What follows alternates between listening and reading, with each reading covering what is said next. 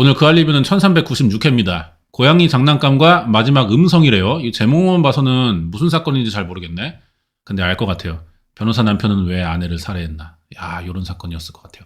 2024년 5월 4일 나왔던 방송이고 저희가 분량을 줄였어요. 그 할 리뷰. 1시간씩 나와서 올리고 했는데 저희가 이제 이 토르랑 얘기를 했습니다. 야, 너무 길지 않니? 알았대. 줄여보겠다는 거예요. 그래서 너무 길어. 줄여줘 했거든요. 그래서 오늘부터는 그 할 리뷰가 분량이 좀 작을 예정입니다. 아쉬워하지 마세요. 적당히 길이가 있어야 하는 사람도 힘들지 않고 보는 사람도 적당히 아쉬울 때 다음 게 또 기다려지는 거야. 다음을 기대해달라는 마음에서. 그래도 뭐 40분 가까이는 나올 거라고 생각이 들어요. 충분하잖아. 딸이 셋이고 아내인 것으로 보이고 찍는 사람이 남편이지 않을까. 아니네요. 2003년 6월 친구 생일 파티 날입니다. 늘 곁에 있었기에 영원히 함께할 것 같은 친구. 다 어렸을 때요. 같이 지내던 동네 친구들이에요. 그냥 항상 같이 가는 듯한 느낌의 친구였죠.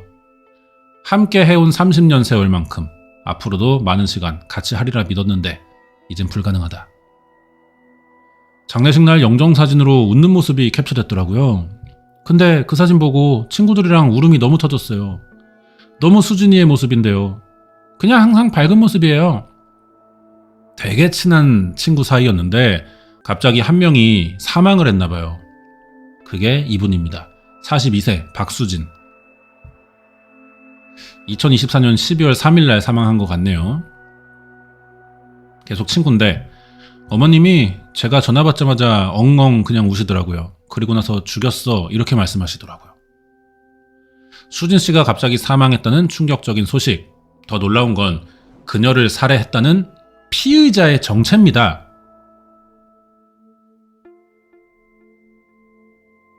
직업은 대형 로펌의 변호사. 부부싸움하다가 아내를 살해했대. 이 미친 새끼네. 뒷일을 생각할 수 있는 변호사잖아요. 그 뒷일을 본인이 생각한다면 살인이라는 건 쉽지 않아요. 남편이 아내를 죽입니다. 국내 대형 로펌 소속의 미국 변호사예요. 최 씨. 2013년에 결혼해서 애 둘 낳았고 10년째 살고 있었어. 수진 씨는 명문대 졸업했고요. 서울에서. 정부 산하기관에서 팀장으로 일하고 있습니다. 둘 다 학력도 좋고 직업도 괜찮아. 뭐가 문제였을까? 범인은 일단 잡혔고요. 3일 뒤 구속 전 피의자 신문이 있었대요. 아내분 왜 살해했나요? 혐의 인정하십니까? 대답 안 해. 초기에 이 사건은 기사가 어떻게 나왔냐? 남편 최 씨가 이혼 소송 중이었어요. 아내랑. 그럼 이걸 협의하는 과정이 있었겠죠. 그때 금전 문제와 성격 차이로 다투다가 우발적으로 죽였다. 경찰에는 이렇게 진술했고 이렇게 나온 거야 기사도. 자, 근데 수진 씨 유가족 우발적이라는 진술을 반박합니다. 죽이려는 의도는 없었다. 그렇게 변호사들이 주장하고 있어요. 너무 속상해요. 수진이가 이혼한다고 집에서 나왔을 때 딸내미랑 둘이서 정말 행복한 게 눈에 보였대요. 둘이 같이 잔다고 그러면서 계속 깔깔거리고 웃었어요. 세상에서 가장 행복한 20일을 보낸 거죠. 사건 20일 전 남편 최 씨를 상대로 이혼 소장을 수진 씨가 접수했었어요. 재산 분할 과정에서의 문제인가? 돈을 너무 떼어줘야 되니까? 소장 접수하기 하루 전 수진 씨는 엄마와 같이 지내고 싶다는 딸과 함께 집을 나왔고 남편과 아들이 머무는 집에서 8분 거리에 따로 거처를 마련했고 사건 당일 남편 최 씨가 있는 아파트를 찾아왔었다고 합니다. 400m 떨어져서 사네요. 너무 가깝다. 이혼해서 각자 사는데 400m 거리야 집이. 서로 간에 애를 한 명씩 맡기로 했기 때문에 한 달에 한 번씩 뭐 이렇게 만나는 기회 주잖아. 그것 때문에 서로가 가까울 필요가 있었나? 딸내미 가방이 남편 최 씨 집에 있던 거예요. 그 다음날 학교 가야 되니까 책가방 가지러 간 것 같아요. 지난해 12월 3일 딸의 책가방을 가지고 가라는 남편의 연락을 받습니다. 아내가. 그래서 가고 있네 집으로. 오후 6시 45분 같이 살던 그 남편의 집 갔고 그리고 1시간 뒤 8시 12분 수진 씨가 사망한 거야. 그래서 119 대원들의 들곳에 실려 아파트를 나옵니다. 그러면 이 신고는 남편이 했나? 지가 죽여놓고? 뭐 도주한 것도 아닌 것 같은데요? 1시간 반 사이에 일어난 일인데 경찰입니다. 소방에서 신고가 됐는데 사람이 의식이 없을 정도로 많이 다친 것 같다. 가니까 이미 환자를 119가 데리고 나갔어요. 우리가 눈으로 봐도 혼자 미끄러 넘어지고 뭐 그런 상황은 아닌 것 같으니까 그래서 형사팀 감식반 전부 다 오라고 해가지고 우리는 보존만 하고 싹 다 넘겼죠. 몸싸움이 있었던 것 같은데요. 여기도 가방에도 피가 묻어 있고 피가 2군데입니다. 지금 묻은 곳이 2-3군데 이렇게 떨어져 있네요. 당시 구급대원들 기록에 따르면 수진 씨는 이미 의식, 호흡, 맥박이 없는 상태. 목과 이마에서 외상 두부 출혈이 유관으로 나왔고 주변엔 피가 흥건했다.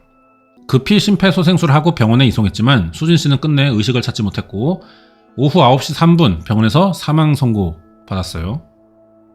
딸의 가방 가지러 갔다가 남편에게 살해당한 거야. 금전 문제로 인한 말다툼이 원인이었다는 언론 보도에 유족은 사실과 다르다고 얘기하고요. 직장생활 17년 했는데 금전 문제? 아니에요.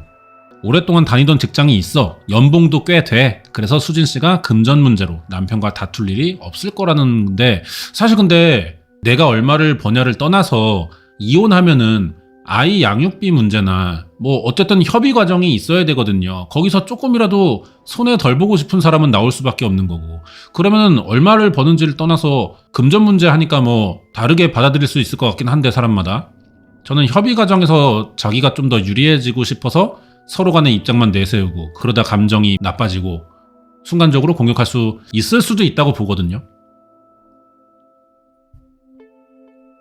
게다가 수진 씨가 사망한 그날 남편 최 씨의 행동이 이해되지 않는다.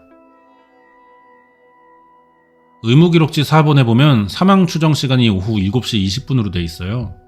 7시 23분에 최 씨가 아버지한테 전화해요. 수진 씨가 쓰러져 있을 때 남편이 바로 신고한 게 아니라 아빠한테 먼저 연락을 했다.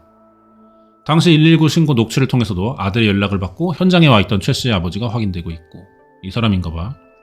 급해 보이긴 하죠? 그리고 7시 49분에 아버지가 119 신고를 해요. 옆에 다른 사람이 있어요? 없어요? 애가 있어요. 가족이 한 명 더 있고. 다른 사람 좀 바꿔줘 보세요. 젊은 사람. 젊은 사람 잠깐만요. 아빠를 바꿔주네. 아빠가 젊은 사람이야? 여보세요? 예, 119예요. 숨을 코로 쉬나 입으로 쉬나 귀를 갖다 대보세요. 숨소리 체크 좀 하게. 가만히 있어봐요. 얼른 갔다 와 임마. 다른 식구인데 어떻게 하라고요? 일단 빨리 좀 와줘요. 그리고 10분 뒤 최 씨는 현장을 빠져나가요. 그리고 4분 뒤에 119 도착했고 15분 뒤 병원으로 갑니다. 아내가 어쨌든 뭐 자기가 공격했다는 것도 우발적인 것 같고 아빠를 불렀어. 왜 그랬냐는 거야. 자기 혼자 수습할 수 있는데. 친구, 최 씨가 전 국회의원 아들이에요.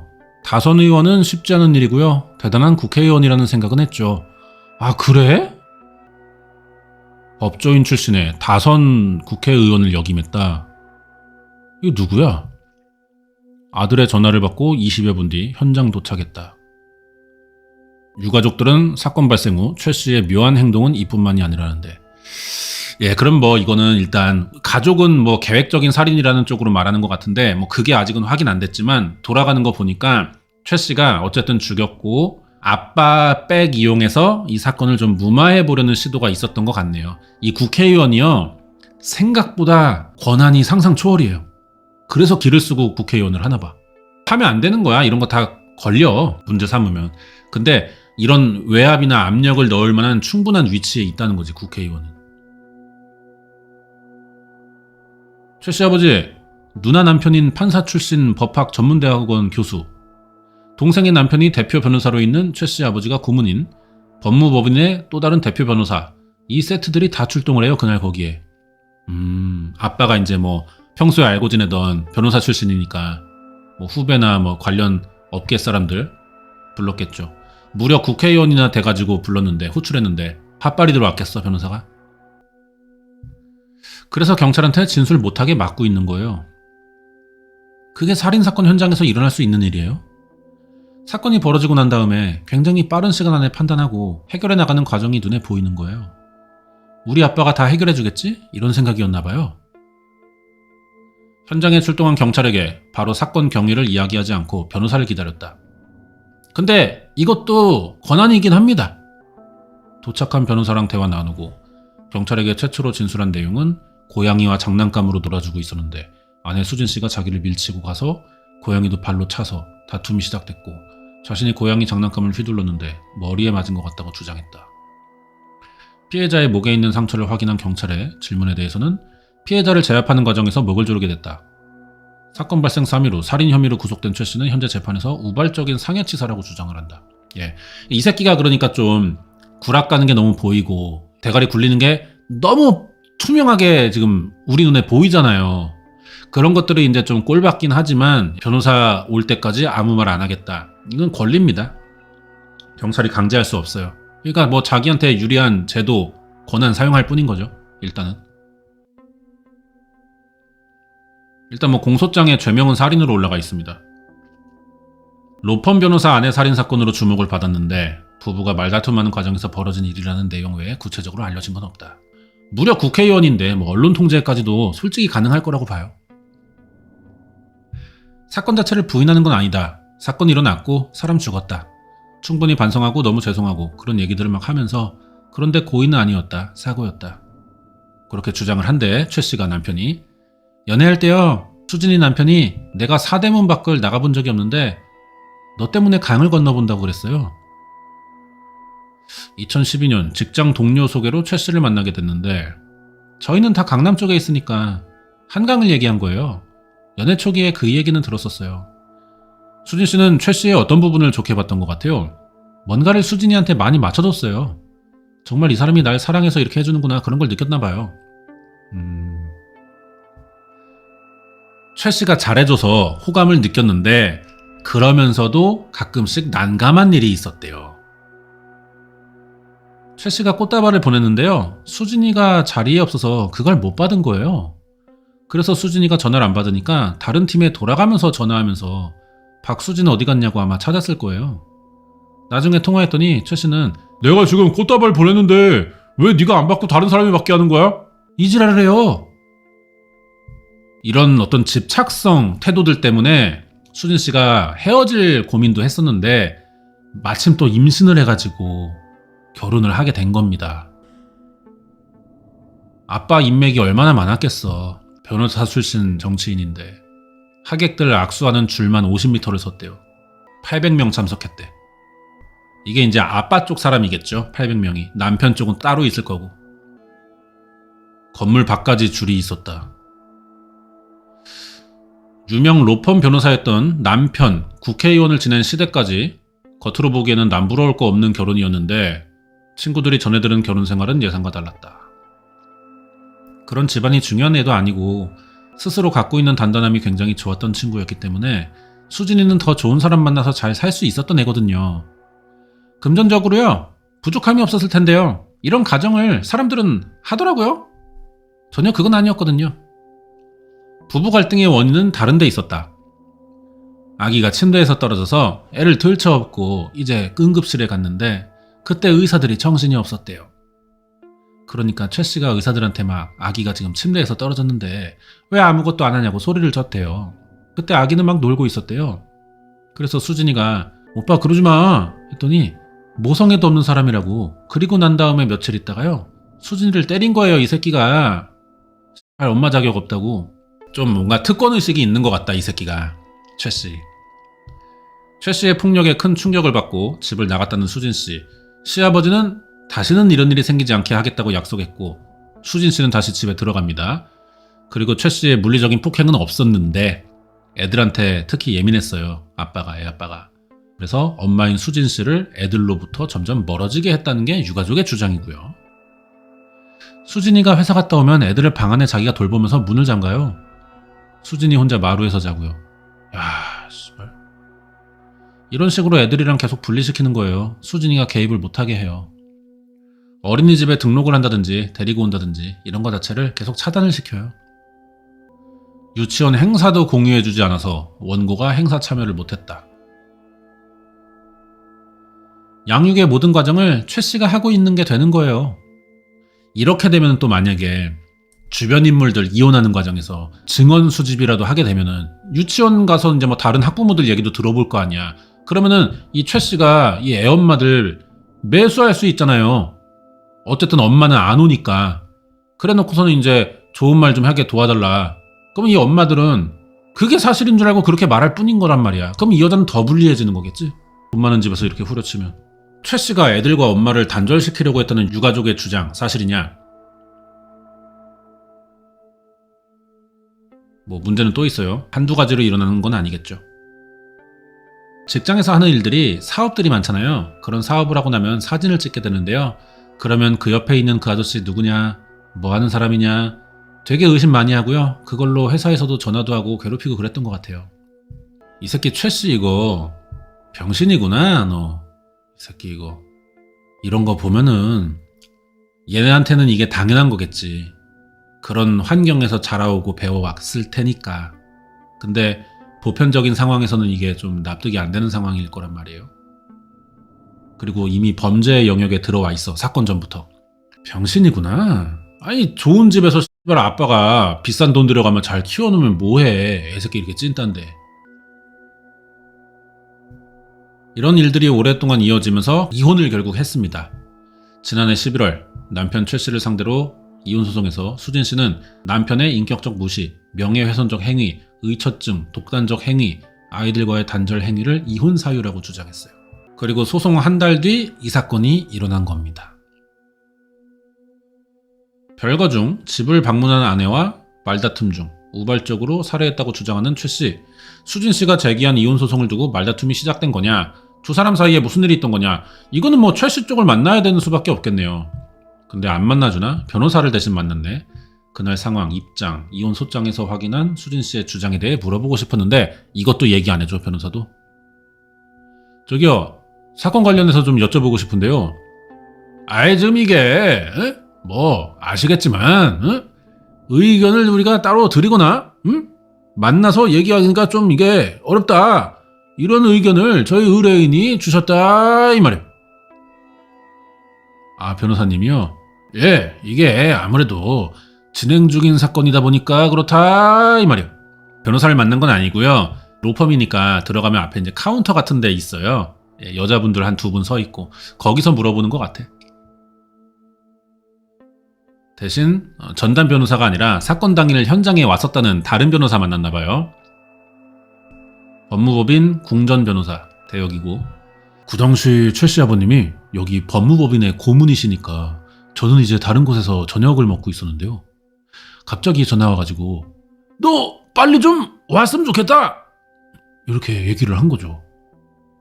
뭐라고 하면서 부르셨던 거예요? 기억이 정확하지 않은데요. 일이 좀 크게 터졌네. 굉장히 이게 좀 심각한 일이 발생했어. 최 씨의 아빠가 고문으로 있는 법무법인에서 다급한 연락을 받고 집합시킨 거야, 한마디로 직원들. 현장 가서 거기서 경찰들 만나서 얘기 듣고요. 최 씨도 보니까 사건이 심각해 보이고요. 제 입장에서는 그냥 만약에 잘못한 게 있으면 빨리 인정하시는 게 좋을 것 같고 빨리 자수하는 게 좋을 것 같다고 얘기를 드린 거고요. 사건을 맡아가지고 하는 게 부담스럽다 말씀을 드리고요. 그럼 최 씨가 말한 사건의 발단은 무엇이냐? 평소 부부간의 관계 문제였던 거죠. 별거식으로 살고 있던 상황이고요. 거기서 뭐 애들 문제도 그렇고 그런 걸로 계속 다투고 있었던 것 같더라고요. 몸싸움을 했는데요.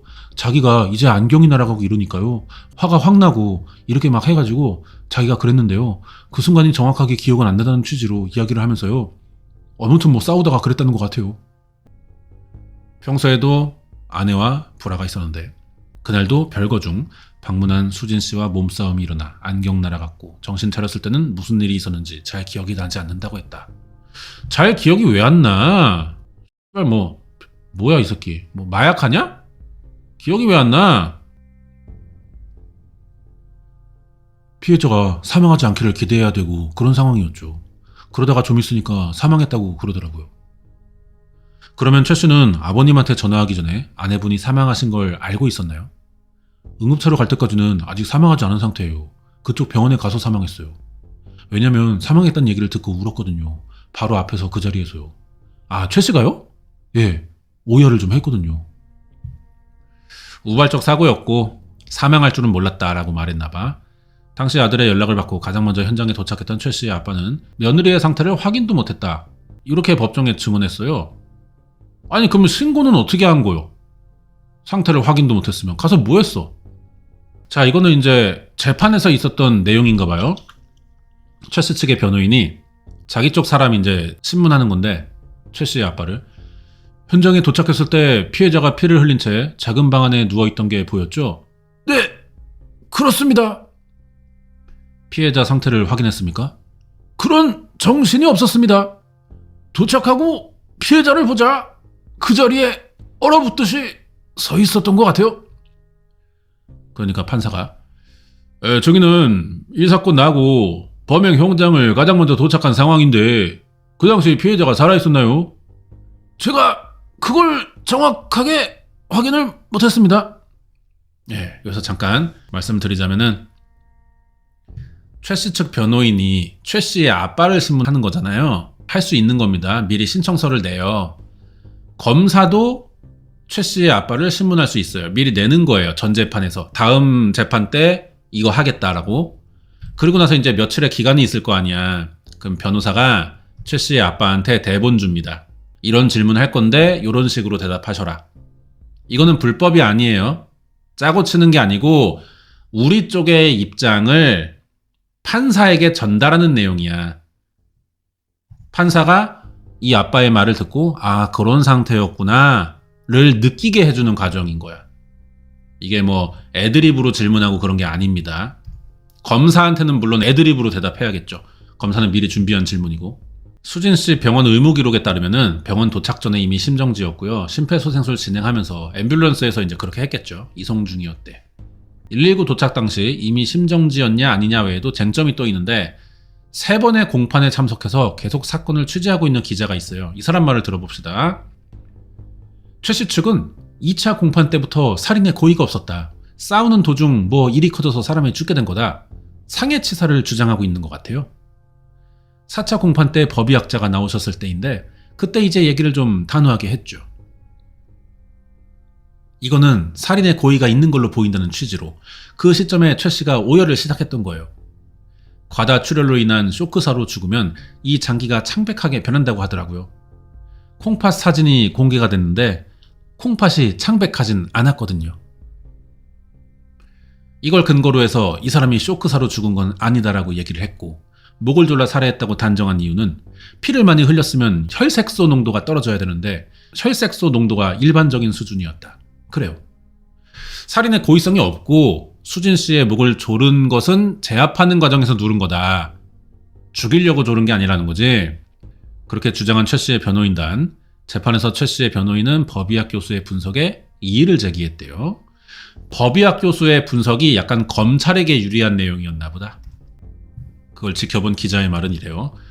법의학자가 의견서 냈는데 그 의견서에 피신, 흉기 이런 단어가 들어갔나 봐요.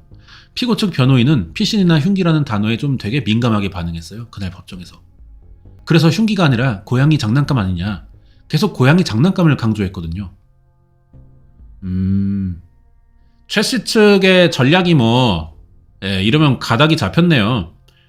고의로 그런 게 아니다. 실수로 상해치사를 저질렀고 사망으로 이어졌을 뿐이다. 실수였지만 상해치사였지 살인을 의도한 게 아니었다. 요거네. 그러니까 상해치사로 인한 미필적 고의 정도 받아서 형량 줄이겠다는 거네. 아예 무죄가 나오게 할 생각은 없어요. 그건 좀 불가능해 보이고. 피신은 왜요? 변호인은 혈흔 분석만으로는 공격받고 피신했다는 진술도 없고 그렇게 돼 있는데 왜 의견서에 피신이라고 쓰셨냐. 그러니까 교수님은 피신이 몸을 피하는 거 아닌가요? 이동했다는 걸 피신했다고 표현할 수 있죠. 라고 얘기를 하거든요. 흉기도 착할 선자를 써서 흉기가 아니라 선기냐. 그렇게 반문을 했죠. 선기야?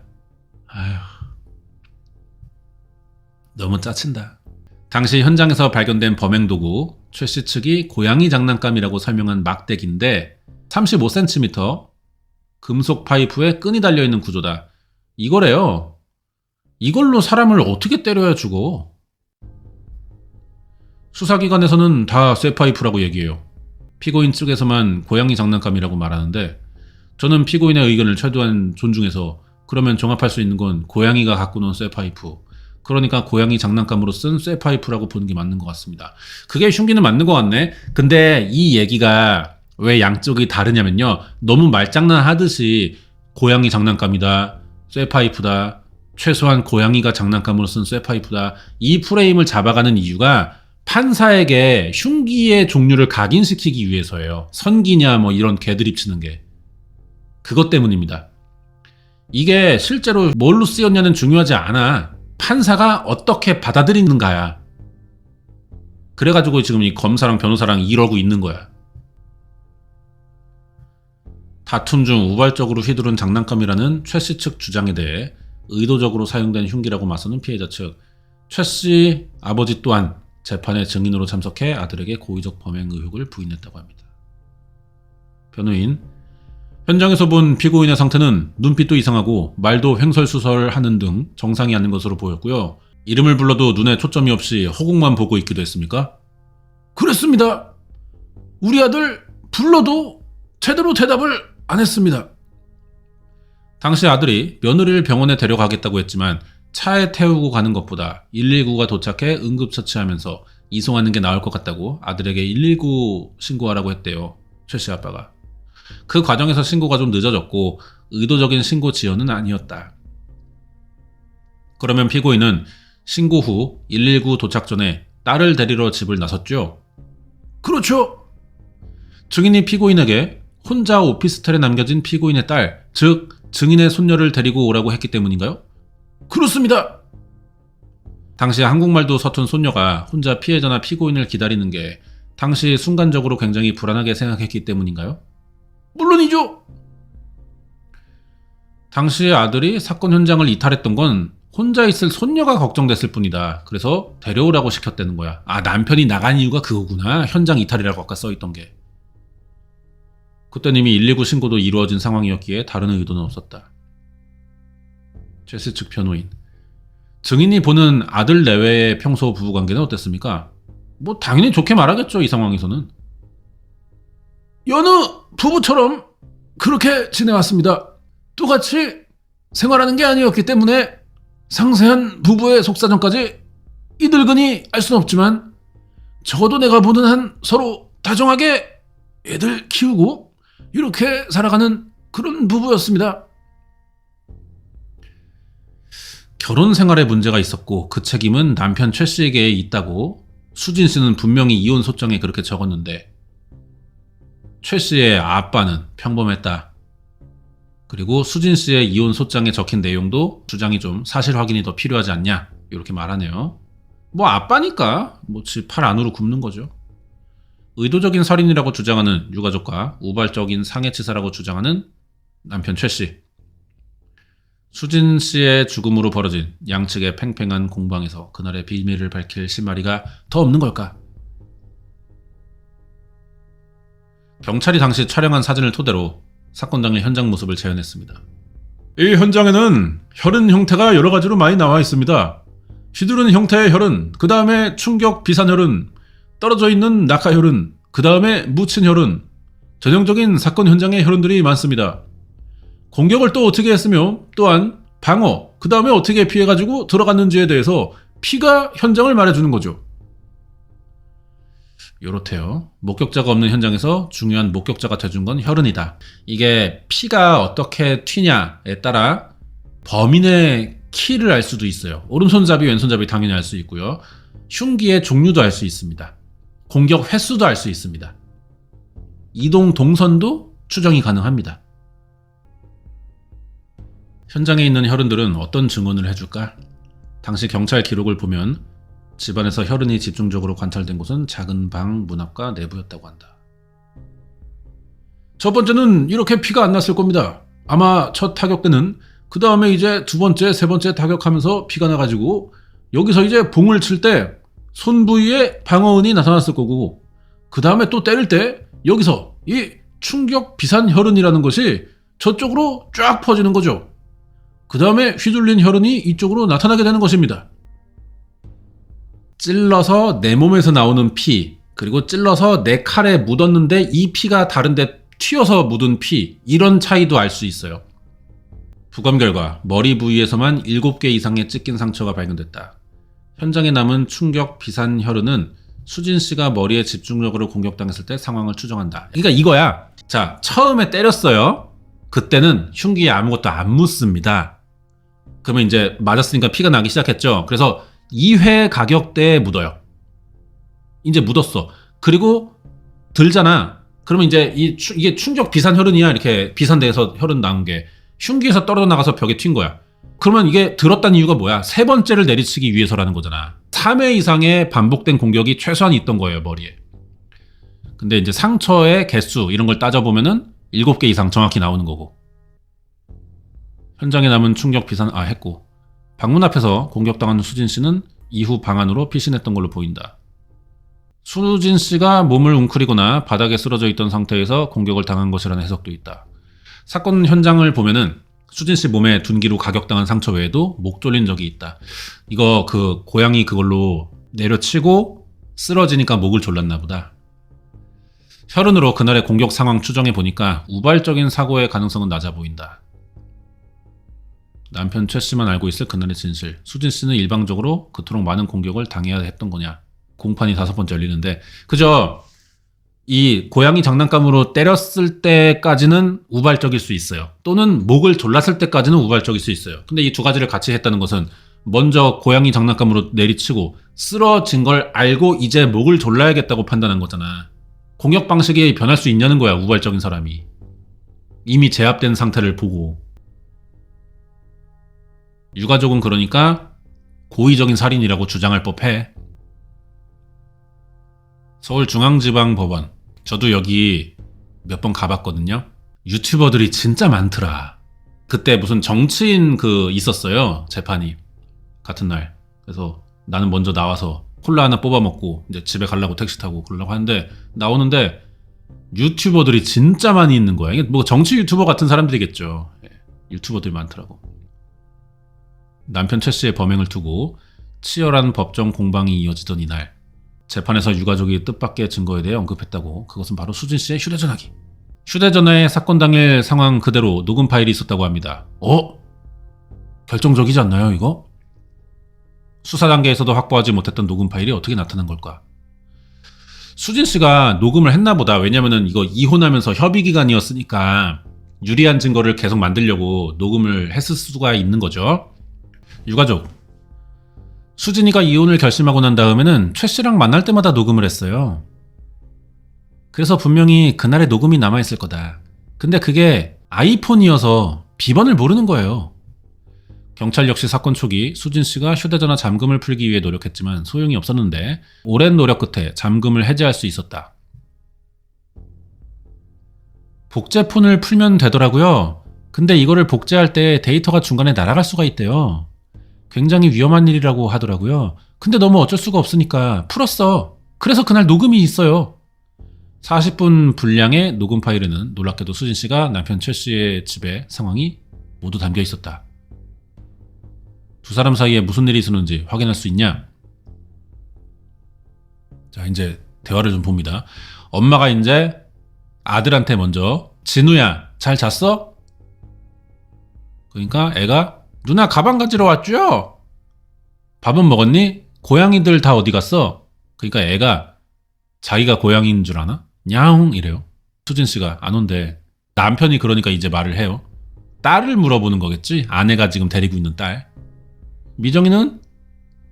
안 온대. 진우야. 누나 가방 어디 있는지 알아? 이러는 거지. 지금 사이가 안 좋네요. 짧은 대화지만 남편과 아내가 지금 얘기를 주고받지 않고 있어. 애한테 대답하고 있어. 남편에게 해야 될 대답을. 얼굴을 서로 보고 있지 않는 것 같아요. 사이 많이 나쁜 상태인 것 같고, 우선 그날의 방문 목적이었던 가방과 물건을 챙겼고, 남편이 계속 먼저 말을 걸어. 여기서 그거 입히려고 그러던데. 저것만 해. 이거 없어서 그래. 아니야, 거기서 사면 되잖아. 여기 많잖아. 많아서 그래. 어? 아니, 거기서 사면 되잖아. 여기 두고 있어야지. 당장 없는 걸 그러면 어떻게 해? 그러면서 무슨 커스터디를 한다는 얘기야. 이게 육아래요. 허세 떨고 있네. 미정이 전화 왔잖아. 응? 핸즈업! 핸즈업! 이 새끼 뭐야? 이 새끼 뭐야? 뭐야 이게? 이제 이게 뭐 항복. 아, 더 이상 너랑 얘기 안 해. 말 안 통해. 약간 이런 뜻인 것 같아요. 이 새끼 뭐지 이거? 로스앤젤레스 오렌지 카운티 래퍼 같은 느낌이네. 그 다음에 갑자기 공격이 들어갔어요. 비명소리 들렸고 때리니까 미쳤나봐. 그러니까 최 씨가 또 이래. 수진 씨도 반격이 좀 있었나봐.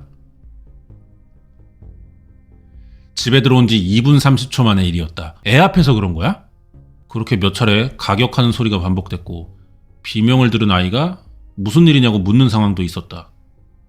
수진 씨는 아들에게 경찰에 신고해달라고 부탁했고 최 씨는 아들에게 방에 들어가 문을 잠그고 있으라고 얘기했다.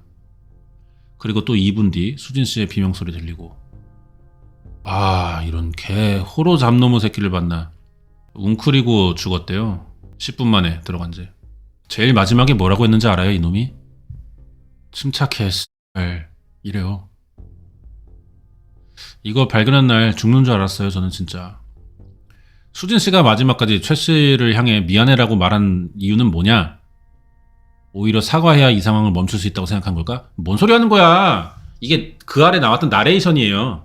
도저히 내가 빠져나갈 수 없고 반항도 할 수 없고 제압도 안 되는 상황에서 일방적으로 당하고 근데 내가 생명의 위협을 느끼면은 그런 말이라도 그냥 나와, 반사적으로. 이게 뭐 어떤 멈췄으면 좋겠지만 멈추지 않을 것도 뭐 알지만 그래도 신라같이 그냥 하는 거야, 반사적으로. 생존 본능이야. 여기에 효창원 후로화일러.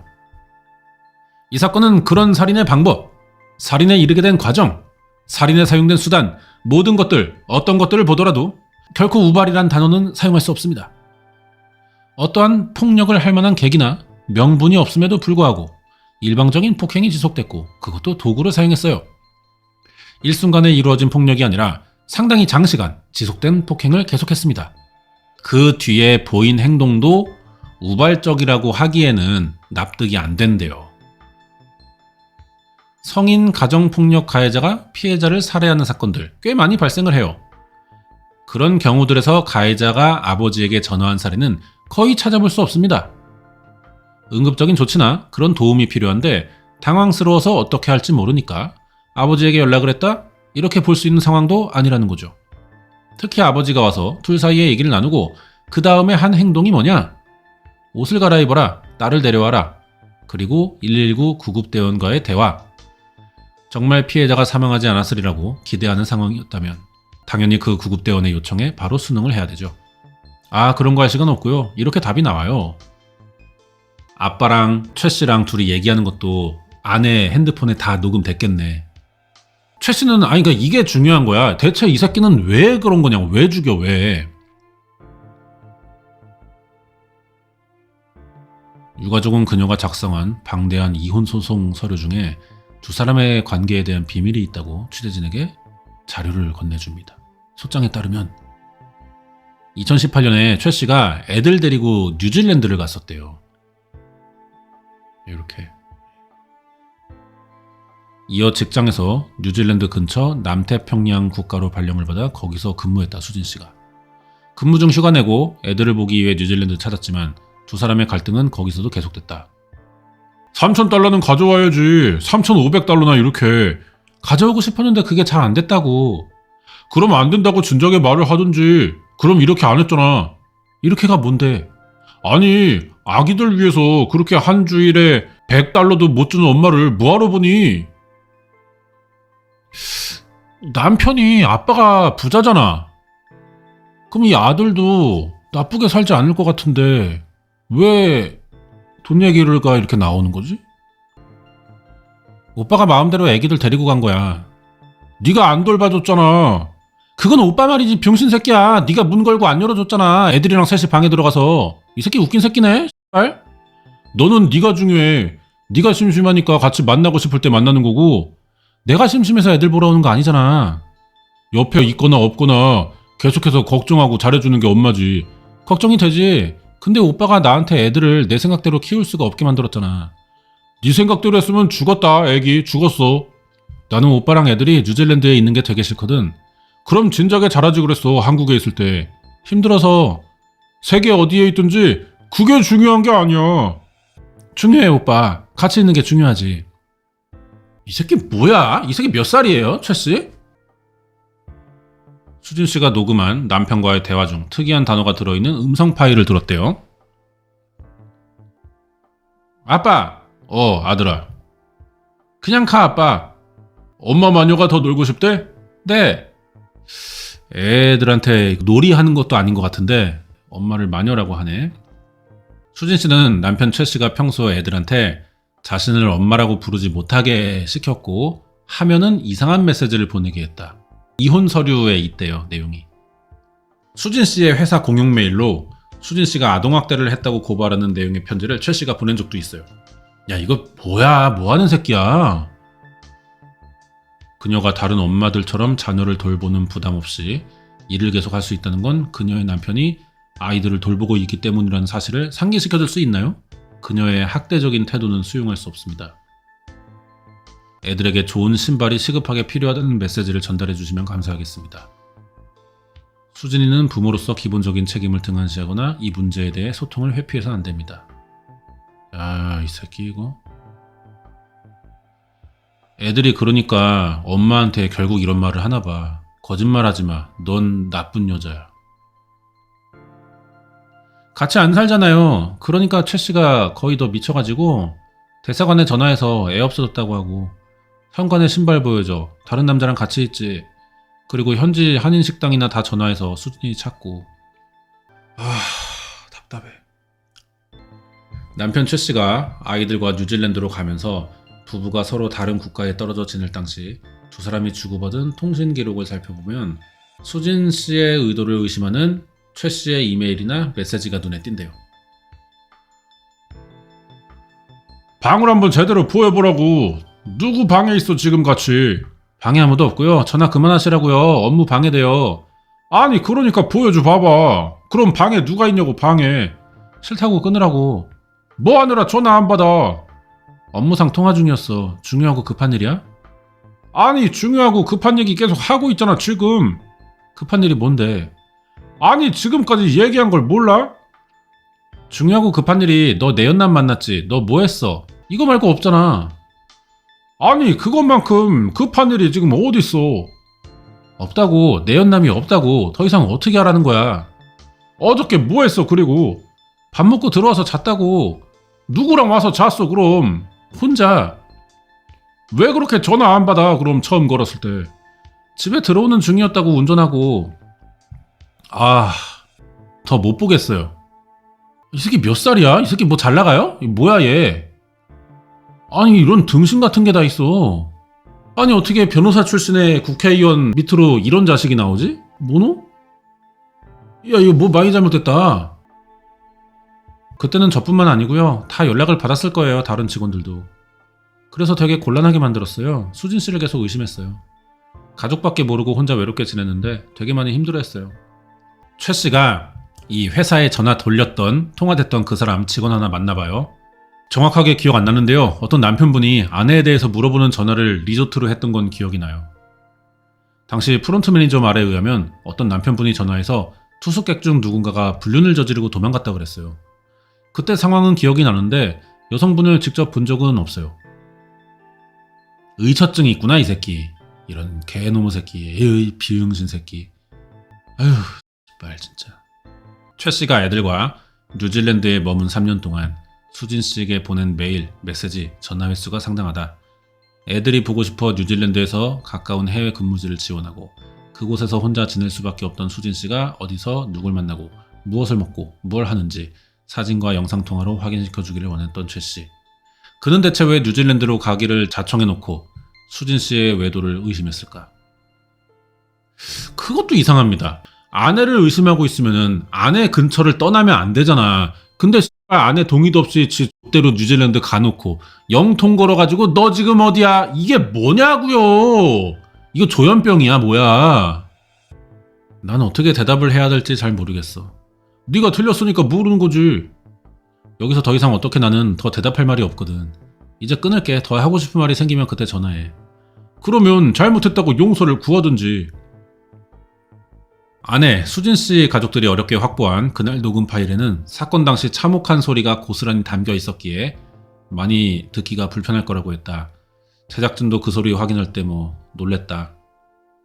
녹음 파일에 대해 깊이 고민했고 사건의 실체적 진실을 밝히기 위해서 필요하다는 판단으로 유가족의 동의를 얻어 필요한 부분만 사용했음을 양해해 주길 바란다. 유튜브에 어차피 그알 채널에서 요약한 게 있을 테니까 소리만 들어볼까요?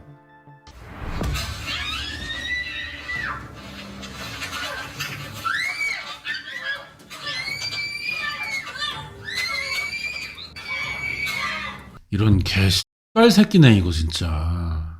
이 새끼 뭐야? 이 정신병자인가 봐. 이 새끼 마약하냐 너 지금? 이 새끼 미친 도라이 새끼네 이거. 중요한 거는 애가 방 안에서 들었다는 거야 또 이걸. 이 새끼 서울에 명문고 나왔습니다. 동창들 말 어떻게 기억하나 보자. 아버지가 국회의원이고요. 집안이 좋아요. 고3 때 졸업앨범 찍고 유학 갔어요. 아버님이 좀 유명한 국회의원이었대나 정치를 하셨대나. 평범했다고 하네. 저희 친구들이 사실 살인보다 더 놀랐던 게 걔가 대형 로펌에 들어갔다는 사실에 더 놀랐어요. 변호사 자격을 취득할 당시에 기사를 찾았다는데 미국 유학 떠난 후 미국에 있는 대학에서 국제금융학 석사했고 1997년 로스쿨에서 3년 과정했다. 그리고 미국 증권거래위원회 스카웃 제의 받아서 일할 예정으로 한국 경제에 도움을 줄 수 있는 일을 찾아보겠다며 포부를 밝혔다. 얘는 그럼 어떻게 대형 로펌을 들어간 거냐? 퇴사자 정보는 데이터나 이런 걸 알 수 없기 때문에 말씀드릴 수 없어요. 양해 부탁드려요. 이렇게 전달해달라고 하셨는데요. 미국 생활을 정리하고 국내로 들어오고부터 최근까지 알아보던 중 최 씨를 잘 알고 있다는 제보자 만났는데 뒷바라지를 계속 엄청나게 했을 거예요. 그랬는데도 미국에서 뚜렷하게 이 새끼가 이력을 쌓은 것도 아니야. 이 새끼 빡대가리거든. 그러다가 한국 들어와서는 그 대형 로펌에도 되게 어렵게 들어갔다고 했어요. 대형 로펌에 들어간 거 자체가 문제예요. 거기는 워낙에 능력자들이 모이는 건데 이런 씨발 개대가리 같은 새끼가 여기를 어떻게 들어가냐고요. 아빠백이지. 가서 제대로 일을 했겠어요? 능력이 안 되는데 이리저리 치였을 거란 말이야. 이렇다 할 실적을 못 내 꽤 스트레스를 받았다. 갑자기 그게 생각납니다. 시그널에 한세규 변호사 알죠? 그 대도 사건. 그 한세규 그 새끼가 범인인데 걔도 변호사거든. 근데 아빠 백 때문에 걔가 변호사로 있는데 돌대가리야. 별로 실력은 없어. 그래서 회사에서 로펌에서 좀 이렇게 등살에 치여가지고 나름 스트레스가 있는 거를 맨날 룸사롱 가가지고 풀어. 그때 이재훈이 찾아가거든요. 한세규 변호사. 그 생각이 나네 이 새끼한테서. 자기가 변호사로서 어떤 위치도 미약하지. 또 같이 공부했던 사람들은 경제 전문가다 그러지. 그런 데서 오는 스트레스를 풀었던 거예요. 그런 스트레스를 받는데 에고이스트적인 면도 있었고요. 자기중심적이다. 이기적이라는 거지. 그거를 아빠한테 풀 수도 없고 매형이나 누나가 만만한 것도 아니고 다 아내한테 풀었던 거예요. 평범하지 않은 성장 환경이 최 씨의 성격 형상에 크게 미친 것 같다. 그러니까 잘 사는 집에서는 우리 집이 급이 이 정도니까 이 집안에서 자식들도 이 정도 급은 돼야 된다. 그 정도 나와야 된다. 그런 압박 때문에 얘가 억지로 유학 가서 적성에도 않는 공부하고 강제적으로 길러졌네 지도. 그러면서 오는 스트레스 이거 내 일 아닌데 그런 생각이 들면서 스트레스 생기는 거 연병하면서 풀었던 거고. 그 집안에 손이 귀하다 보니까 아들에 대한 애정이 커요. 환경이 그렇게 만든 건지 파파보이라고 할 만큼 그렇게 키워요. 권위 있는 대상, 대형 조직에서는 자기의 전혀 그런 모습을 드러내지 않다가 자기가 조종, 통제할 수 있는 대상 앞에서는 자기를 특별 대우하지 않는다. 자기 마음에 들지 않게 한다. 이런 게 보이면 확 터지는 거죠. 이 슈발 새끼예요. 가해자 이 새끼의 성격적인 특성은요. 지금 나타난 증거로만 보자면은 스포일드 어덜트 신드롬 그냥 싹바가지 없는 어른 새끼 그냥 증후군이다. 그런 양상이라고 저는 봅니다. 나 인간 표창원이가. 미처 알지 못했던 남편의 모습 때문에 결혼 생활이 힘들었던 걸까. 수진 씨는 이혼 소송을 제기한 2023년 전인 2021년에도 남편 최 씨를 상대로 이혼 소송을 접수한 적이 있다고 한다. 당시 이혼 소송을 준비하는 과정도 쉽지 않았다고 기억하는 친구들. 수진 씨와 남편 최 씨가 작성한 일명 사랑의 서약서, 수진 씨가 엄마로서 자격이나 역할과 관련해서 최 씨가 비난과 질책을 하거나 사실을 왜곡하지 않겠다는 내용, 그리고 수진 씨와 아이들의 만남을 단절시키거나 방해하지 않는다는 내용이 담겨 있다. 이때는 애들과 행복한 시간을 보낼 수 있을지도 모른다는 기대도 잠시 지켜지지 않는 걸로 보인다. 결혼 생활이 힘들어서 시아버지에게 몇 번 하소연도 했는데 수진 씨가 그토록 지키고 싶었던 애들은 현재 남편 최 씨의 가족이 돌본다. 1월 말인가 한번 만났어요. 수진이 엄마랑 애들 둘이랑. 이모인가 보다 이분은 그러면. 그 집 가족이 데리고 나와가지고 그래서 만났는데 딸이 외할머니 눈을 안 마주치고 얘기를 안 하는 거죠 계속. 미안하잖아요. 솔직히 어떻게 보면은 그 딸이랑 아들이랑 지키려고 애가 잘못된 거니까. 수진이 어머니가 민사소송도 걸었거든요. 성인 돼서도 아빠랑 분리됐으면 좋겠는데 근데 집안 식구들이 지금 돌보고 있잖아요. 정말 너무 기가 막혀요. 꿈에 나온대요. 수진씨가. 그렇게 마무리를 하네요. 네, 여기까지입니다. 일단 최 씨 범인, 이 새끼가 범인인 건 자명한 사실이고 문제는 이 새끼가 상해치사를 주장한다는 거야. 근데 그게 아빠 백이다 지금. 그리고 녹음이 나온 걸 보니까 이 새끼 존나 개새끼다 이런 거 알 수 있고 좀 병신이고 존나 좀 애가 허접해. 그런 새끼였어요. 남자를 잘못 만났군요. 아이 새끼들. 이런 새끼들 존나 좀 남자들 사이에서 존나 어릴 때 학교 다닐 때 좀 놀림감이었을 것 같은데 개찐따인데 내가 보니까 비응신 같은 새끼. 이런 개찐따가 하필 집이 부자야. 아빠 후광 없으면 아무것도 안 되는 새끼인 거잖아. 더군다나 남자인데 남자는 또 사회로 내 몸을 던져서 도전해서 이뤄내고 그래야 되는 거 아니겠습니까? 나를 반석에 올려야 된다고. 그래서 쟁취하고 이겨야 되는데 그게 아빠 없으면 안 되는 새끼인 거야. 이 새끼가 이거 나이만 처먹은 애 새끼인 거지. 그냥 잼민이 수염난 잼민이야 그냥. 아유 씨발 한심한 새끼. 밖에 나가서는 그렇게 개 쭈구리 씨발 그냥 나이만 많은 거의 빵 셔틀처럼 쭈구리로 살다가 집구석 들어오면 왕놀이 하는 게 이게 무슨 개조밥 같은 짓이에요 이게. 비응신 같은 새끼. 아니 뒤통수 존나 때리고 싶네 진짜. 그런 열받는 사건이었습니다. 아이 진짜 열받네 사건이. 1369회 고양이 장난감과 마지막 음성. 재판하는데 이 고양이 장난감입니다. 선기입니다. 흉기가 아닙니다. 이지랄 하는 것도 존나 짜치고 진짜. 으 씨발. 애초에 병신을 변호하다 보니까 병신 같은 소리를 할 수밖에 없는 거예요. 변호사 남편은 왜 아내를 죽였나? 이건데 오랫동안 밖에서 받은 스트레스를 집에서는 내가 왕으로 군림하면서 해소해야 되는데 그게 잘 안 되는 거야. 그런 것들이 나름대로 혼자 누적되고 있던 거지. 망상 떨면서. 그 스트레스가 이혼하는 과정에서 결국 터졌다. 그게 이제 살인의 동기. 저는 이렇게 보이네요. 그냥 비응신이다. 오늘 여기서 마칠게요. 다음 주에 또 잘 나온 방송 준비해서 리뷰 한번 해보도록 하겠습니다.